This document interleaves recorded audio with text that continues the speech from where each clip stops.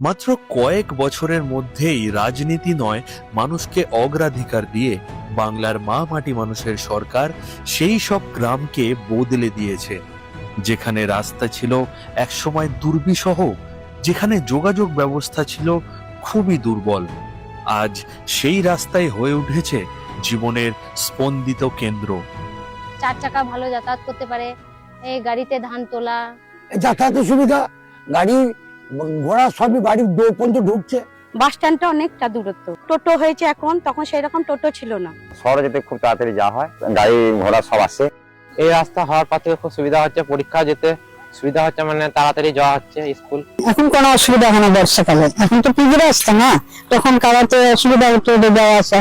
এই রাস্তাটা আগে হয়েছে, তারপরে গ্রামের রাস্তাগুলো আমাদের গ্রামের ভেতরে ভেতরে অলিগলি যেখানে যেখানে রাস্তা আছে সব হয়ে গেছে। গ্রামীণ সড়ক নির্মাণের মাধ্যমে তৈরি হয়েছে 14 কোটিরও বেশি শ্রম দিবস।